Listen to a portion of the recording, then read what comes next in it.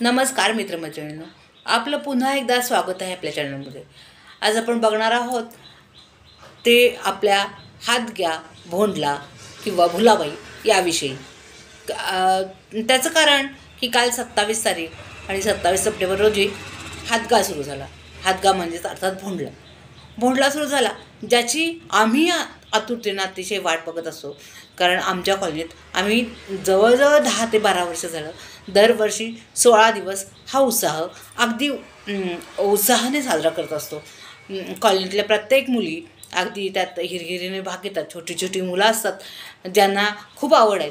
आणि हेही तुम्हाला सांगण्याचा मला आनंद होतो आहे की आजकाल ही प्रथा संपत चालली आहे किंवा संपल्यातच जमा आहे, पण आम्ही ही प्रथा चालू ठेवतो आहे। कारण आमच्या कॉलनीत जेव्हा छोट्या छोट्या मुलांना तुम्ही एखादी 9-10 वर्षाची मुलगी घ्याल किंवा 2-3 वर्षाची मुलगी घ्याल, तिलासुद्धा अगदी सुरुवातीचं गाणं म्हणायला लावाल तर ती बिनधास्तपणे सुरुवातीचं अगदी अंगणवाडीत जाणारी मुलगी असेल तरीसुद्धा ती म्हणू शकते।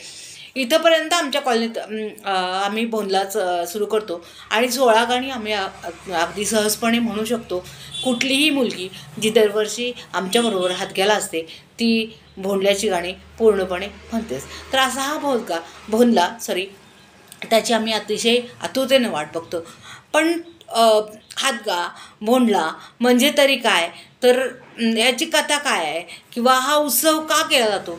अर्थात जेव्हा हादगा सुरू होतो किंवा भोंडला सुरू होतो तेव्हा आपण कुठलंही काम आपल्याकडनं पवित्र केलं जात नाही, कारण ह्या दिवसात असतो तो पितराचा महिना आणि पितराचा महिना शुभ कार्यासाठी वर्ज्य मानला जातो। असं असलं तरीसुद्धा एक उत्साह, एक तेज आमच्या कॉलनीत किंवा इतरत्रसुद्धा जिथं कुठं हादगा किंवा भोंडला साजरा होत असेल किंवा भुलाबाई साजरी होत असेल तिथं पाहिलं जातो।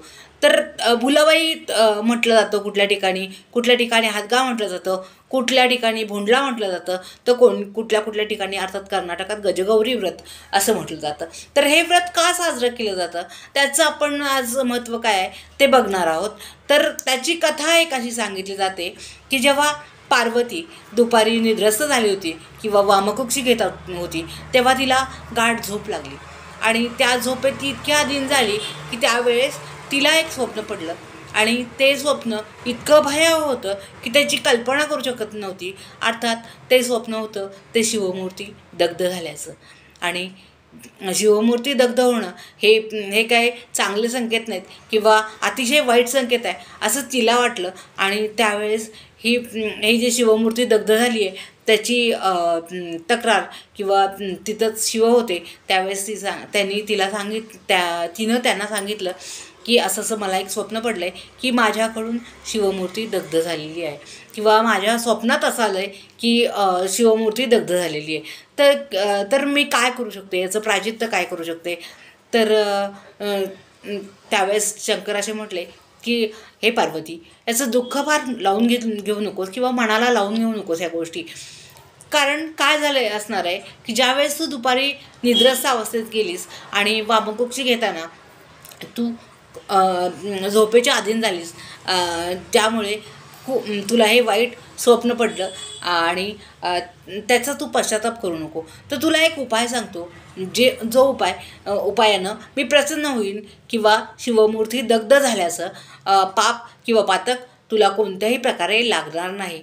अर्थात अशामुळं तिला थोडंसं हायसं वाटलं आणि तिनं विचारलं, हे शंकरा किंवा हे शिवा, तुम्ही मला ते व्रत सांगू शकाल का। तर ते व्रत त्यांनी अशा प्रकारे सांगितलं की त्याने सांगितलं की एक गज किंवा हत्ती घ्यायचा ज्याच्यावर माझ्यासह तू आणि गणपती स्थापित असेल, ज्या ऐरावतावर माझ्यासह तू आणि गणपती अशा अवस्थेत स्थापित असेल त्याची पूजा तू कर असं सांगितलं। आणि त्याप्रमाणे तिनं ते केलं आणि त्या पापापासून तिची मुक्ती झाली।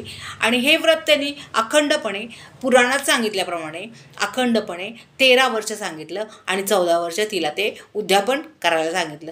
अर्थात आपण हे 13 वर्ष न करता आपण त्याचा अपभ्रंश झाला असेल, कदाचित त्याची अजून एखादी गोष्ट नवीन असेल तर मी तुम्हाला सांगेन। कारण आपण 16 वर्ष करतो आणि 16व्या वर्षी त्याचं उद्यापन करतो। तर अशा प्रकारे तिनं ते 13 वर्ष केलं आणि 14व्या वर्षी उद्यापन केलं। अर्थात हेही व्रत जेव्हा श्रीकृष्णानं हेच व्रत कुंतीला सांगितलं की हे कुंती तू गजगौरी व्रत कर आणि हे सगळ्या व्रतात श्रेष्ठ आहे आणि ते मात्र तू कर आणि त्याला सुवर्णाचा हत्ती आण, त्याच्यावर विराजमान असलेली शिव पार्वती आणि गणपती यांची मूर्ती स्थापन कर आणि त्यांची पूजा कर, असं त्यांनी त्याला सांगितलं. आणि हेच व्रत जेव्हा तो श्रीकृष्ण कुंतीला सांगत होते तेव्हा ते व्रत ऐकलं ते गांधारीनं. आणि अर्थातच इकडे जेव्हा गांधारीने ते व्रत ऐकलं तेव्हा काय झालं की गांधारीनं ते व्रत ऐकताना त्यांनी कुंतीला सांगितलं होतं तुला कशाची मूर्ती आणावी, सुवर्णाची मूर्ती आणावी लागेल.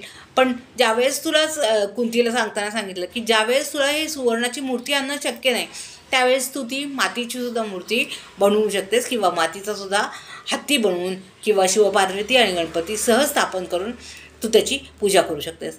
हे सर्व त्या गांधारीने ऐकलं आणि गांधारीचे 100 पुत्र लगेचच तिच्या सेवेसाठी आधीर होते, जे मातेला खूप मानत होते आणि ते हे व्रत आपली माता करते अगदी भावनेनं करणार आहेत म्हटल्यानंतर 100च्या 100 पुत्र नदीकाठी गेले आणि कर्दम म्हणजे माती गोळा करून आणायला तिच्यासाठी गेले. आणि ती माती गोळा करताना कुंतीला मात्र खूप वाईट वाटलं की ही मुलं काय लगेचच गेली आणि मला सांगितलं, माझ्या कृष्णानं हे व्रत मला सांगितलं, हे व्रत गांधारीनं ऐकलं आणि तिची मुले पटकन माती आणायला नदीकिनारी गेली आणि मी मात्र ह्या व्रतापासून वंचित राहते. आणि तिला खूप ही गोष्ट लागली.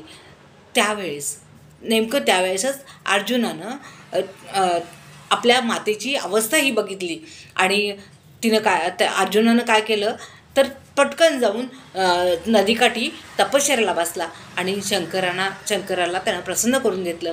आणि त्यावेळेस त्यानं सांगितलं की हे शिवा, माझ्या आईला गजगौरीचं व्रत करायचं आहे आणि ते 13 वर्ष करायचं आहे, 14व्या वर्षी विसर्जन करायचं आहे आणि मातीची जी गजगौरीची मूर्ती आहे ते असे माझ्या काकीसाठी गेलेले आहेत ते त्यांची मुलं घेऊन आणि मी मात्र त्यांच्यापेक्षा श्रेष्ठ किंवा त्यांच्यापेक्षा चांगलं म्हणून मला ही सुवर्णाची हत्ती आणि ऐरावतीवर तुम्ही दोघं बसलेले स्थापन झालेले मला तुम्ही इथं यावेत म्हणजे मी मातेसमोर तुम्हाला घेऊन जाईन. अशा तऱ्हेनं ती सुवर्ण हत्ती ऐरावतावर बसलेले गजगौरी शिवपार्वती आणि गणपती असे स्थापित झालेले असे तिघेही आले आणि त्यांनी कुंतीला दर्शन दिलं. हे आहे अर्जुनाचं पुण्य. ही कथा सांगितली जाते की अर्जुनानं मातेसाठी सुवर्णाचा ऐरावत असलेलं आणि शंकर पार्वती आणि गणपती ऐरावतावर स्थापित असलेले असा सुवर्णाचा हत्ती त्यांनी या दिवसात त्यांना दिला असं सांगितलं जातं. आणि हे व्रत ही कथा सांगितली जाते. अर्थात वर्षानुवर्षे ही कथा आपल्याला सांगितली गेली आहे, परंतु त्याच्यानंतर 16 दिवसाचं रूपांतर कशाप्रकारे झालं हे मला आजपर्यंत कळलं नाही. जेव्हा ह्या गोष्टी मला आता कळतील की 16 दिवस हा हादगा का चालू करण्याचं व्रत झालं हे मी तुम्हाला नक्की सांगण्याचा प्रयत्न करेल. तर असा हा हादगा किंवा भोंडला जो हत्ती हा अतिशय भरभराटीचं प्रतीक असतो. अतिशय म्हणजे जिथं कुठं गजलक्ष्मी असेल तिथंही काहीही कमी पडत नाही असं मानलं जातं आणि म्हणून हा उत्साहात साजरा केला जातो. आणि अर्थात पहिल्या दिवशी त्याला कुणी 16 माळा घातल्या जातात. पहिल्या दिवशी गव्हाच्या लोंब्या किंवा कुठलंही धान्य असेल ते प्रत्येक धान्य उगवून भेंडी गवारी अशा प्रत्येक दोऱ्यात ओवून त्या हत्तीच्या फोटोला ते आपल्या अलीकडच्या काळात 16 माळा घातल्या जातात आणि 16 माळा घातल्यानंतर 16व्या दिवशी आपल्या हत्तीचं विसर्जन केलं जातं. विसर्जन करताना सुद्धा जे काय असतं जेवण वगैरे ते नदीवर जाऊन केलं जातं किंवा नदीवरच आपण खिरापत किंवा घेऊन जातो आणि रोजची खिरापत एक आवडीचा विषय असतो मुलांचा आणि त्याप्रमाणे ती मुलं करत जातात की आज काय कोणती खिरापत, उद्या कोणती खिरापत. तर ही परंपरा आम्ही जपण्याचा प्रयत्न केला आहे आणि त्या परंपरेला साजेस असं प्रत्येक गोष्ट व्हावी असा आम्ही, अर्थात आमच्यात लहानच मुलं नसतात तर आम्ही स्त्रिया पण त्यात भाग घेतो. कारण आपणच दुर्लक्ष केलं तर आपली मुलं शिकणार कशी, म्हणून आम्ही प्रत्येक घरातली महिलाही त्यांच्याबरोबर असते लहान मुलांबरोबर. आणि आम्ही हा उत्सव अतिशय मोठ्या आनंदानं साजरा करतो आणि आपली परंपरा जपण्याचं किंवा पुढं नेण्याचं कार्य आम्ही करतो आहे. कारण असं व्हायला नको की माझी ही पिढी जो हादगा भोंडला खेळ आहे त्याची शेवटची पिढी आहे आणि ह्याच्यात नंतर पुढच्या पिढीला काहीच येत नाही. कारण संस्कृती जपायची असते, संस्कृती पुढे न्यायची असते, संस्कृती चालवायची असते. अशा प्रकारे आपण जर आपला धर्म जपत झालो किंवा आपली संस्कृती जपत चाललो तर आपण अजूनही पुढं जाऊ किंवा पुढं वाटचाल केली जाईल असं मला वाटतं. आणि त्याप्रमाणे कालचा पहिला दिवस झाला हादग्याचा आणि त्याचेही तुम्हाला मी व्हिडिओ शेअर करत जाईन. जसे आमचे पहिल्या दिवसाचे दुसऱ्या दिवशी ते तुम्हाला आवडतील का, तसं असेल तर मला कमेंटमध्ये नक्की सांगा. कालचा पहिल्या दिवसाचा व्हिडिओ मी लगेचच टाकणार आहे थोड्याच वेळात, पण त्याच्याविषयीची माहिती किंवा कथा तुम्हाला माहीत हवी हा हेतू तुमच्यापर्यंत पोचवण्याचा मला होता आणि म्हणून हा मी प्रयत्न एक छोटासा केला आहे. तो तुम्हाला आवडला का? आवडला असेल तर मला नक्की लाईक करा आणि तसं कमेंटमध्ये सुद्धा सांगा. कारण ही संस्कृती, आपली संस्कृती आपणच जपायची, आपला धर्म आपणच जपायचा, आपली धर्माची पताका आपणच पुढे न्यायची आणि आपण मागच्यांना आपण हात दिल्याशिवाय तेही पुढे येणार नाहीत. म्हणून सारे मिळून धर्म चालवूया आणि धर्माचं रक्षण करूया. तर नमस्कार मित्रमैत्रिणींनो, पुन्हा एकदा नमस्कार मित्रमैत्रिणींनो. थँक्यू मित्रमैत्रिणींनो. एवढ्यावरच मी थांबते.